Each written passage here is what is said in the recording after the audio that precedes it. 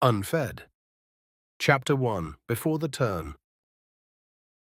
Astarion Ancunín knew the shape of every room before he entered it. That was not magic. He would have preferred magic naturally. Magic had flair, magic had drama. Magic had the decency to announce itself with a bit of light and sound, and perhaps a handsome breeze through one's hair. No, this was merely survival dressed up as talent. A room had rules. Every room did.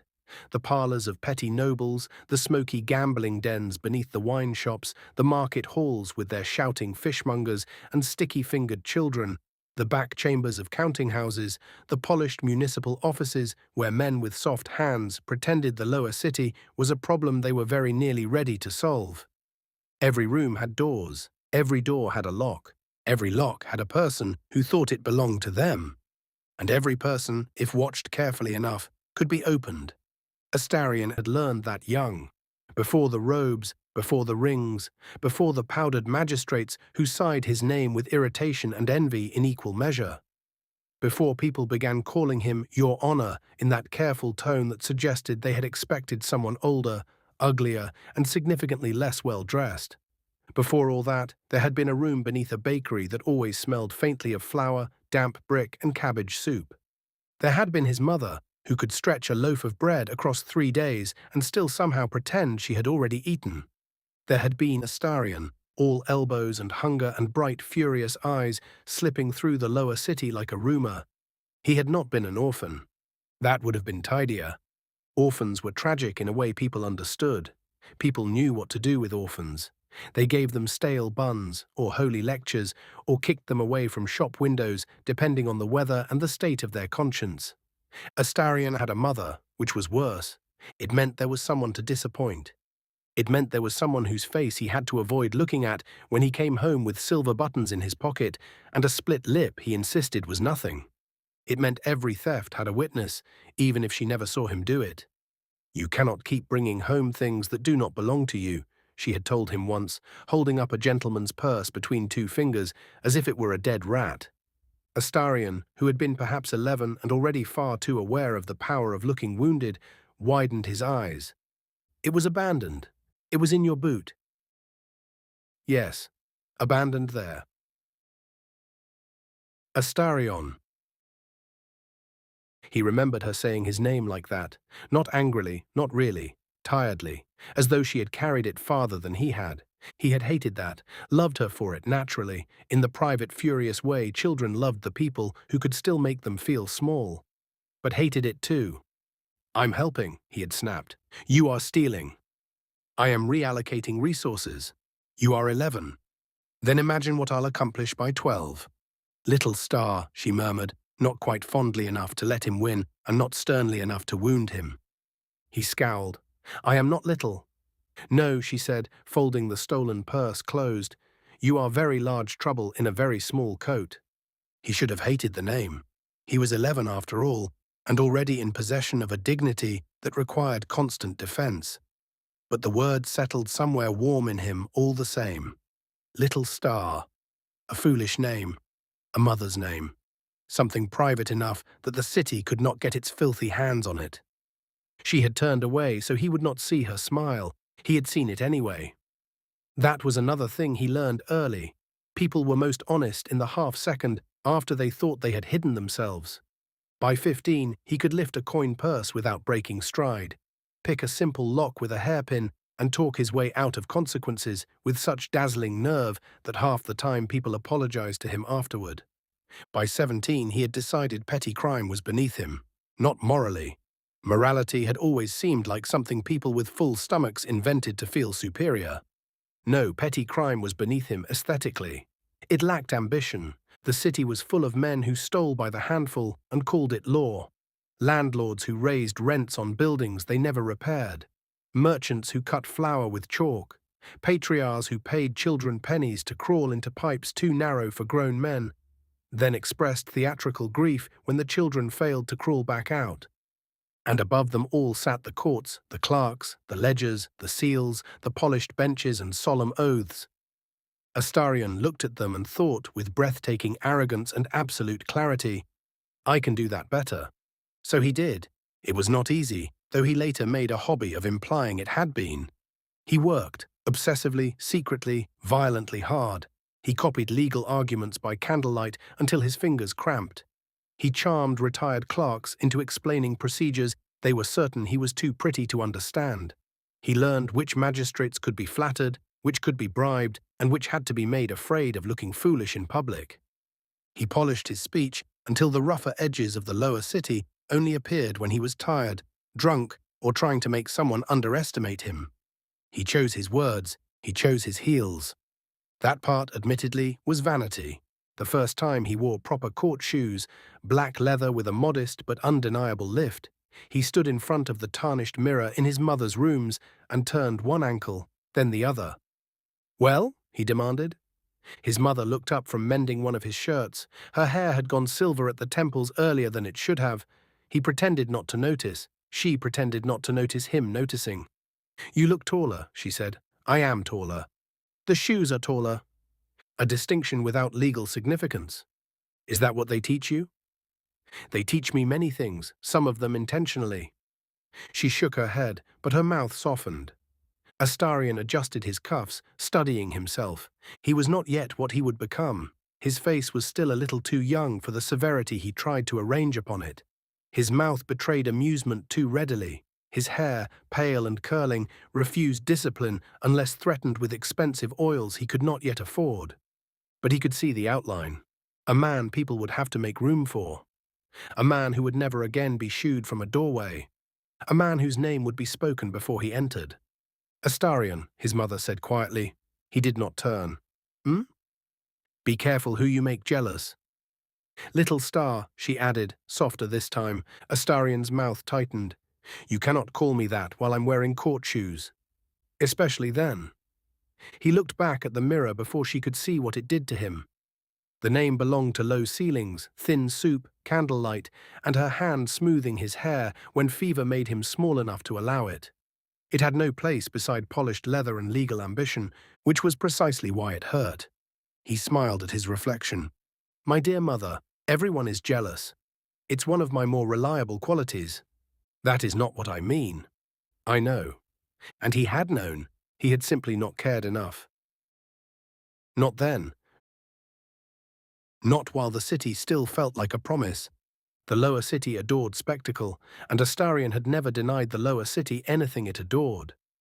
On the evening his appointment became official, he walked beneath golden lamps, with his robes open at the throat, just enough to irritate traditionalists and interest everyone else.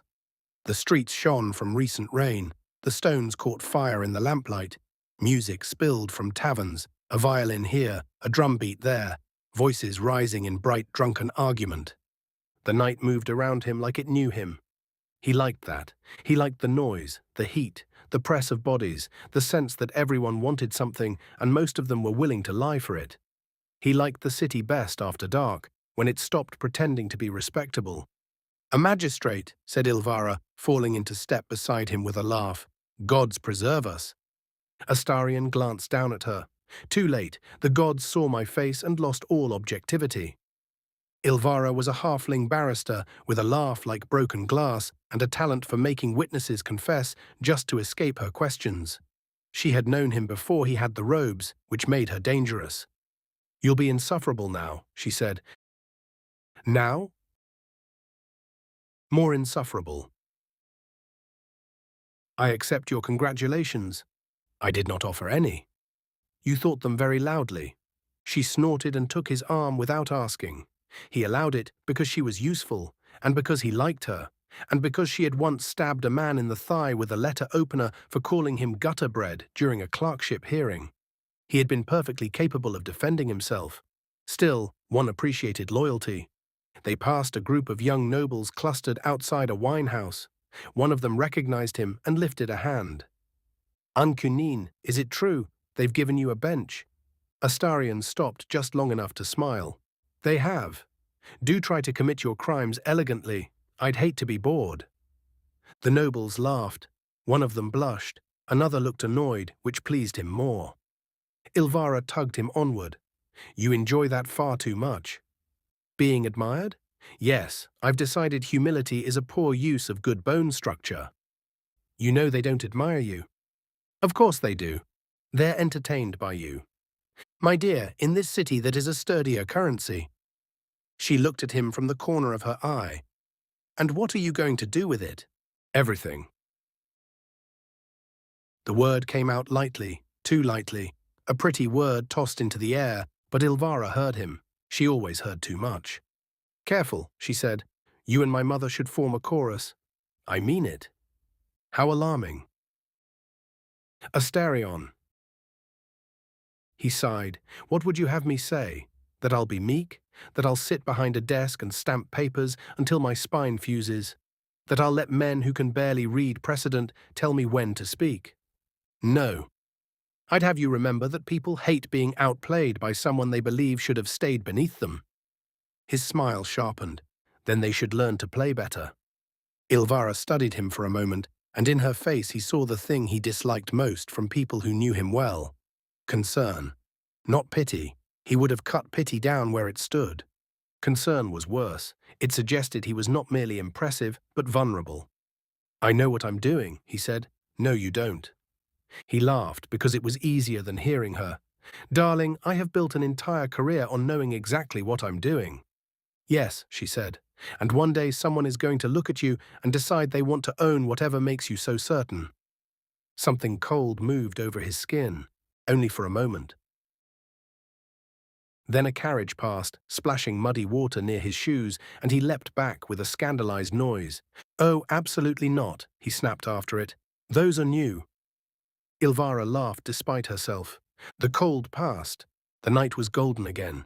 His first months as magistrate made him famous in all the wrong ways. The upper city called him theatrical. The lower city called him useful. Astarion preferred the second, though he accepted the first as evidence of successful branding. He was not kind. He disliked sentimental rulings. He had no patience for fools who mistook desperation for virtue. He could be cutting, vain, impatient, and so pleased with his own cleverness that even those who liked him sometimes wanted to slap him. But he was real. That was the part people missed later, when the stories softened or sharpened depending on who told them. He was not cruel for pleasure. Not then. When a fishmonger's boy was brought before him for theft, shivering in a coat too thin for the season, Astarion leaned back in his chair and watched the merchant rant about moral decay. The boy stared at the floor. How much? Astarion asked. The merchant blinked. Your Honor? How much did he steal? 3 smoked eels and a heel of cheese. Devastating. I assume your empire will recover in time. The courtroom tittered. The merchant flushed. It is the principle. Principles are very expensive. One must be careful not to spend them on cheese. Your Honor, this boy is a menace. His sort. His sort? The temperature in the room changed. Astarion's voice remained pleasant. That was usually when people began to worry. The merchant swallowed. Thieves, I mean. Ah, thieves. Astarion looked at the boy. Did you steal the eels? The boy's jaw trembled. Yes, Your Honor. And the cheese? Yes. For profit? No. For sport? The boy looked confused. No. To impress someone? No. Then I am forced to conclude you stole food because you were hungry. A reckless and unprecedented motive. Clerk, do we have any statute against being hungry? The clerk, who had learned quickly when to play along, adjusted his spectacles. Not directly, Your Honor. Tragic oversight. The merchant sputtered. He admitted it.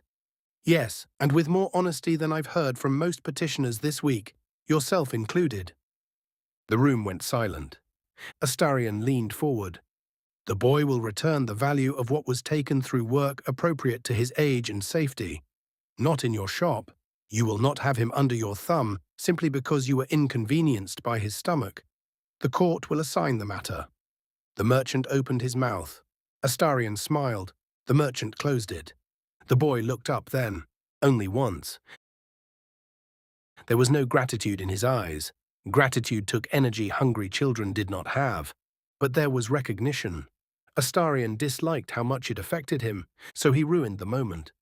"And for the love of every god with ears," he told the boy, "next time steal something worth the trouble." The courtroom laughed. The boy almost smiled. Later, Ilvara cornered him in the records hall. That was kind. It was efficient. It was kind. It was legally sound. It was kind, and now you're sulking because someone noticed. I do not sulk. You absolutely sulk. I brood attractively.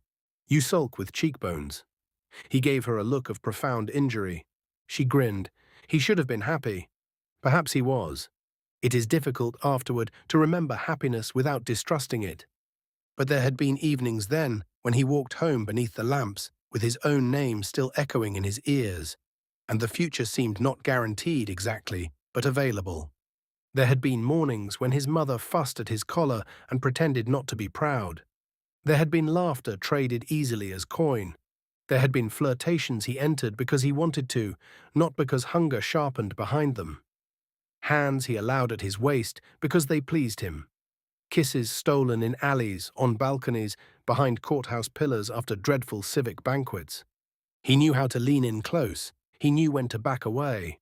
Choice seemed ordinary then, so ordinary he never thought to guard it. Cazador first saw him in court. Astarion did not notice.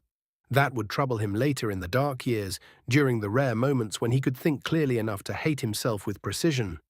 He noticed everyone. He had built his life on noticing. But he did not notice Cazador, not at first. The case involved land rights, unpaid debts, and 3 separate forged signatures. None of them particularly convincing. Astarion was aboard within minutes and offended shortly thereafter.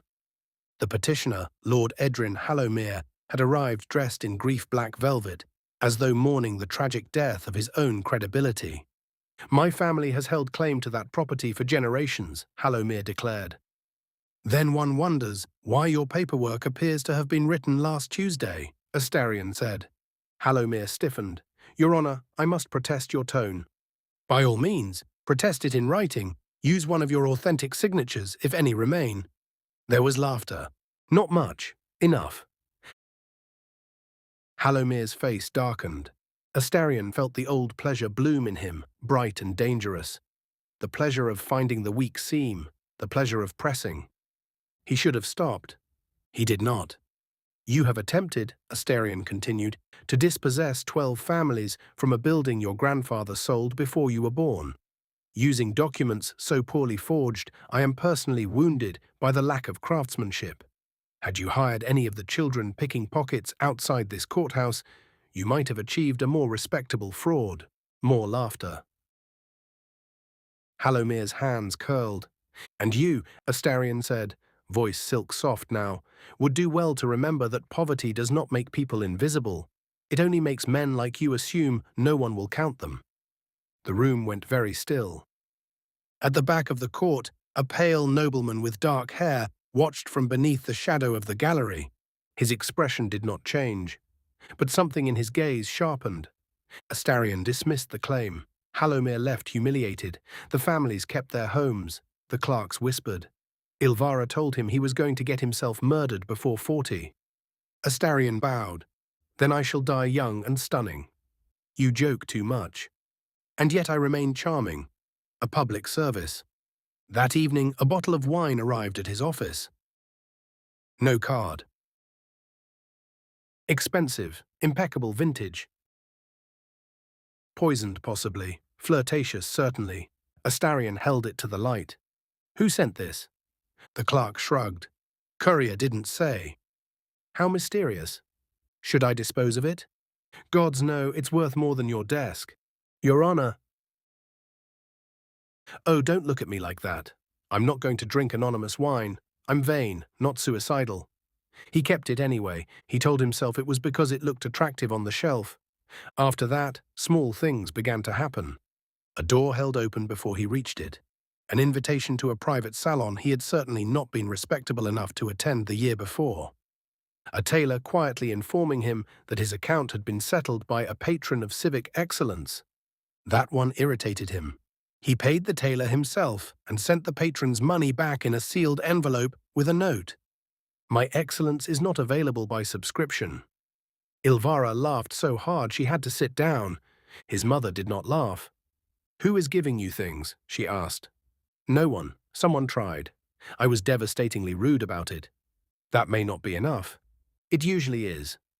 She looked at him across the little table. He had bought her better rooms by then. Not grand ones. She refused grand ones with a stubbornness he found deeply inconvenient. But dry rooms, bright rooms, rooms with windows that looked toward a courtyard where herbs grew in clay pots. She still mended things that did not need mending. He suspected she did it to keep her hands busy when she was worried. You think because you survived hungry men, you understand dangerous ones, she said. I understand plenty. No, you understand men who want your purse, your place, your embarrassment. You understand men who want to beat you and call it justice. Astarion's smile faded. His mother's voice lowered. You do not understand men who want to keep you. He looked away first. He hated that too. I am not a stray cat. No, she said, you are much harder to catch. Then, almost too quietly, but even stars can be put behind glass. That is dreadful imagery. It is practical imagery. It is maternal melodrama. It is love, she said. Unfortunately for you, mine has always been terribly inconvenient. He rolled his eyes, but he kissed her cheek before he left. That should have comforted him. It did, a little. Too much. The ruling that ruined him, or began the ruin, depending on where one places the knife, was not one he remembered as remarkable. That was the absurdity. Lives rarely announce their final free moments. No bell rang, no raven struck the window, no god leaned down to whisper, choose carefully, little fool. This is the last page before the ink changes. It was another dispute, another lordling, another attempt to crush people with less money beneath paperwork and old names. The Gur were mentioned only at the edges. A caravan accused, a theft, a killing. Witnesses who contradicted one another. A noble house eager for blame to settle somewhere convenient and foreign. Astarion did what he always did. He listened. He mocked where mocking was deserved. He cut through testimony like lace. And in the end, he ruled against power. Not perfectly, not purely. He was not some shining champion of the downtrodden, no matter what later ballads might have made of a prettier corpse. He had ambition tangled through every principle. He liked applause. He liked winning. He liked proving men with inherited authority were less clever than a boy who had once slept with a knife under his pillow and stolen apples from dock carts. But he ruled fairly, fairly enough to anger the wrong people, fairly enough to be noticed. That night Ilvara found him at a tavern near Bloomridge Park, boots hooked over the rung of a chair, cup in hand, head tipped back in laughter. You're drunk, she said. I'm celebrating. You won a procedural argument. I won 3 procedural arguments and made Lord Hallomere's nephew say forgery out loud. Try to respect art. She sat opposite him. You need to stop walking home alone. Good evening to you too. I mean it. You often do. It's exhausting. Astarion. He rolled his eyes, but fondly. What is it now? I heard something. How thrillingly vague. Men asking after you. Men often ask after me. Not like that. His smile held. Barely. Who? I don't know. Not City Watch. Not Hallomere's people either, I don't think.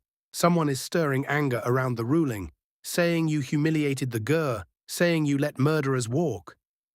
That is not what happened. Since when has that mattered? He looked into his cup. Around them, the tavern roared. Someone sang badly near the hearth. Dice clattered. A serving girl shouted for someone to get their hand off her skirt before she removed it at the wrist. Life, vulgar and warm and immediate, pressed around him. Astarion lifted his cup. Well, he said, if people insist on misunderstanding me, I can hardly be held responsible for their lack of imagination. Ilvara did not smile. You think everything is a room you can read? It usually is. And if it isn't, then I shall improvise. She reached across the table and grabbed his wrist. That startled him more than he allowed to show. Listen to me, she said, just tonight, let me walk you home. Something in him recoiled, not from her, from the idea of needing it. He had needed too much once: food, heat, mercy, his mother's hands. A locked door between himself and the men who prowled alleys looking for children nobody would miss. He had built a life where he did not need, where he chose. He gently removed his wrist from Ilvara's hand. "My dear," he said, softer now, "I adore you, truly. But I will not be escorted through my own city like a frightened debutante." Proud idiot. Accurate, but rude. Astarion. "I'll take the main roads, golden lamps, witnesses, all terribly safe and dull." She stared at him. He leaned forward, kissed her cheek and stood. "Besides," he said, flashing the smile that had opened doors since he was small enough to slip through them unnoticed, "nothing bad happens to beautiful people in stories. It ruins the escapism." Ilvara's face changed. He should have stayed. That was the worst of it. He should have stayed because she looked afraid. Instead, he mistook fear for insult and walked out laughing into the night. The city was beautiful. That was another cruelty. The last night of his life was beautiful. Rain had washed the smoke from the air. The lamps burned gold in their iron cages. Windows glowed above the street, each one a little square of someone else's life. Somewhere nearby, a woman was singing as she closed her shop. Somewhere farther off, bells marked the hour. Astarion walked without a script to follow.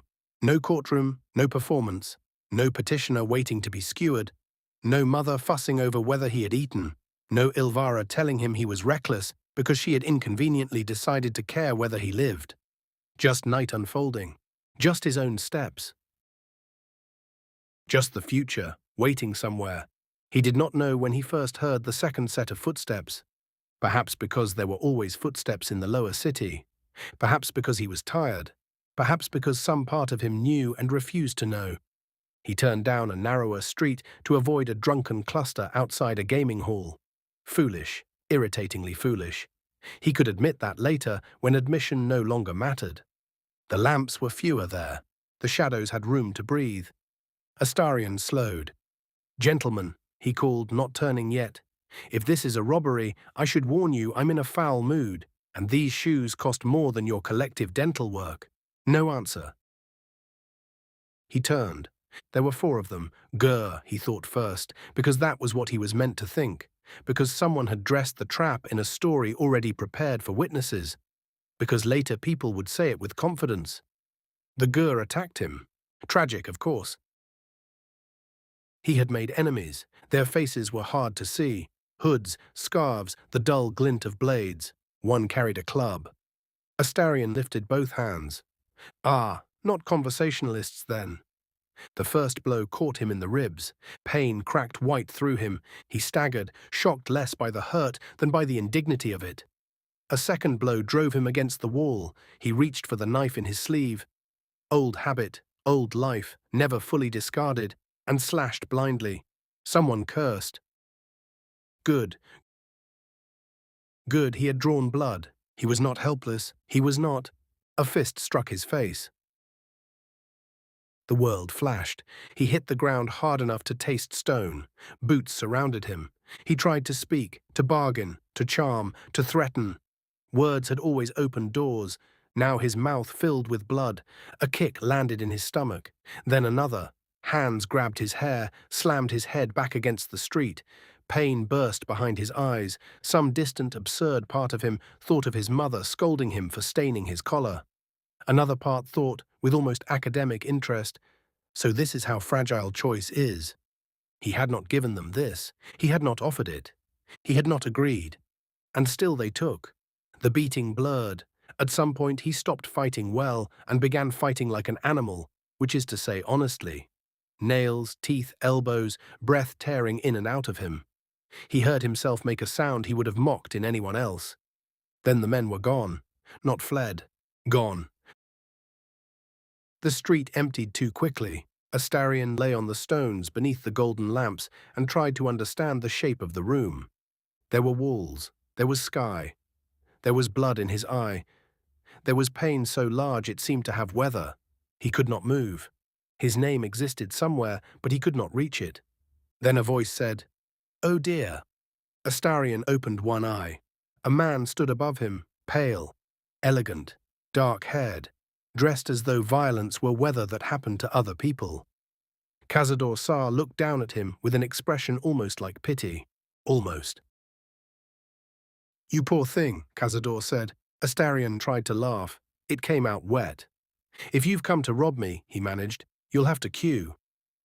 Cazador smiled, not kindly, but with interest. There it was, at last, the gaze Astarion should have noticed in court. The gaze that did not admire him, did not desire him in any ordinary sense, did not envy or resent or underestimate. It assessed, like a collector finding a rare piece damaged in transit, but salvageable. "You are still making jokes," Cazador said. "Bad habit." "No, a useful one." Astarion did not understand that. He understood very little by then. Cazador crouched beside him, careful not to let his fine clothing touch the blood. "Do you want to live?" The question was absurd, vulgar almost. Tomorrow had always been a thing Astarion expected to see, not because he was brave, not because he was good, not because the world owed him anything, but because he had clawed his way too far to stop in an alley like a dog. His mother would be waiting. Ilvara would be furious. His court shoes were ruined. His mother would call him reckless. Then little Star, if she was frightened enough to forget he hated it. He had cases in the morning. He had not finished becoming himself. "Yes," he whispered. Cazador's smile deepened. "Then let me save you." Astarion should have heard the lie. Perhaps some part of him did. But dying people are not philosophers. They are not cautionary tales. They are not symbols arranged for later understanding. They are bodies in pain, reaching for the hand extended to them. Cazador lifted him with impossible gentleness. Astarion's head fell against the man's shoulder. He smelled cold perfume, old velvet. Something underneath like earth after rain, except wrong. The city lamps blurred above him. Golden. Beautiful. Indifferent. He thought, suddenly and with terrible clarity, of being very young beneath the bakery, listening to his mother breathe in the dark and promising himself that one day everyone would know his name. He had done it. For a little while he had done it. He had walked where the lights were golden. He had let them see his face. He had not been pure. He had not been holy. But he had been alive in his own skin. His own. That mattered, though he did not yet know how much. That would matter later, when his body became a house someone else held the key to. When his charm became a leash. When laughter became bait. When beauty became a cost, counted in blood and obedience and shame. Later, he would forget pieces of himself to survive. Later, he would perform so well that even he would lose track of where the mask ended. Later, people would meet him and think the cruelty came first. But it had not. First, there had been a boy with quick hands and a quicker tongue, stealing apples because hunger made morality ridiculous. First, there had been a mother who knew exactly what he was and loved him anyway. First, there had been ambition, vanity, humor, pride. First, there had been a magistrate who was not kind. Not exactly, but who remembered the shape of poverty well enough to recognize when the law was being used as a boot. First, there had been a man who laughed because he wanted to, who flirted because it pleased him, who chose his words, who chose his heels, who walked through the lower city as if the night belonged to him. Cazador bent over him, and the city narrowed to the cold press of a mouth at his throat. Pain bloomed again, sharp, intimate, wrong, and then even pain became distant. Astarion's last mortal thought was not regret. It was proof. I existed first. By morning, Baldur's Gate had made a story of him. Magistrate Astarion Ancunín, murdered in the lower city by Gur assailants after a controversial ruling. A tragedy, certainly. A warning, perhaps, a useful piece of gossip before breakfast. Ilvara heard it from a clerk who could not meet her eyes. For one impossible moment, she thought he meant some other Astarion, some lesser, quieter man with the bad luck to wear his name. Her Astarion could not be dead. Her Astarion would come sweeping through the records hall late, bruised and furious, complaining about blood on expensive leather and making the whole thing sound like an inconvenience arranged specifically to offend him. Then she saw the clerk's face. His mother did not cry when they brought her to identify him. That was what Ilvara remembered later. The little woman stood beside the covered table with her hands folded so tightly her knuckles had gone white. Someone had tried to be kind. Someone had cleaned the blood from his face. Someone had combed his pale curls back from his brow as if presentation mattered to the dead. It did not look like kindness. It looked like theft. His mother touched 2 fingers to his cheek. "Oh, my little star," she said, not loudly, not theatrically. There were no grand maternal wails, no collapse into Ilvara's arms, no pretty grief suitable for ballads. Only those 4 words, spoken as if she had found him sleeping somewhere cold and could not wake him. Ilvara turned away too late to hide her own face. The funeral was small. That was another insult. Astarion would have hated it. He would have called it underattended, poorly lit, and unforgivably dull. He would have made some vicious remark about the flowers.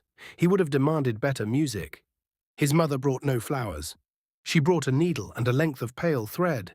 Before they closed the coffin, she bent over him and mended a tear in his collar with hands that did not shake until the final stitch was done. He hated looking unfinished, she said. Ilvara laughed once, horribly. Then the earth took him. Not gently. Earth was never gentle. It fell in dull, heavy strikes against the lid, each one too final and not final enough. His mother stood through all of it. Ilvara stood beside her because Astarion had refused an escort in life, and gods damn him, he would have one now. When it was done, when the grave was filled and the mourners had gone and the city had already begun turning him into rumor, his mother remained. "He was mine first," she said. Ilvara did not know whether she was speaking to the grave, the gods, or whoever had taken him. Perhaps all 3. Below them, beneath dirt and congealing blood, something that had been buried as a corpse waited to wake hungry.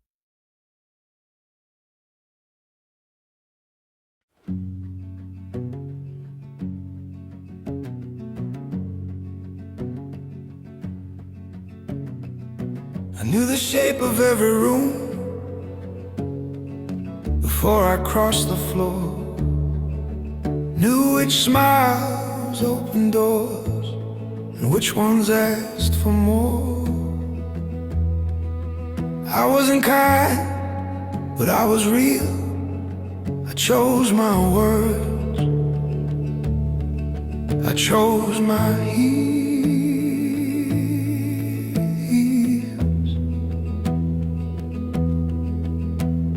The night felt like a promise, not a debt to pay.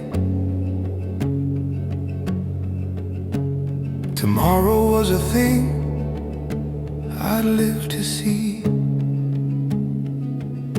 I walked where the lights were golden, let them see my face. I wasn't brave, but I was breathing. I wasn't owned, I had a name.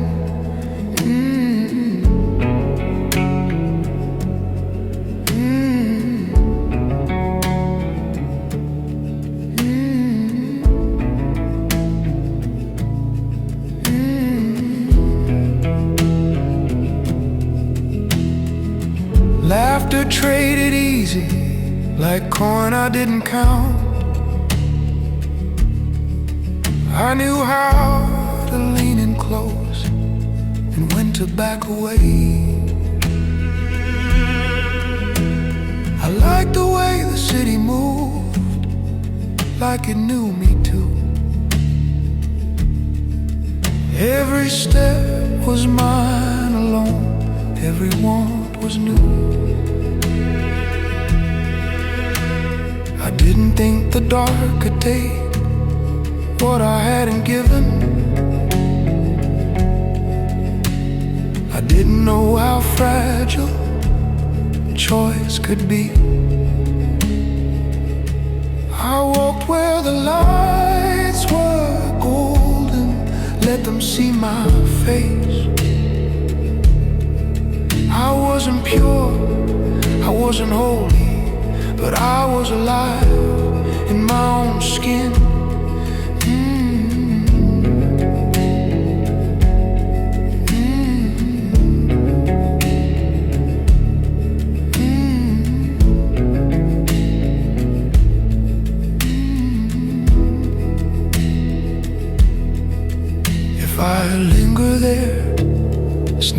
regret, it's proof.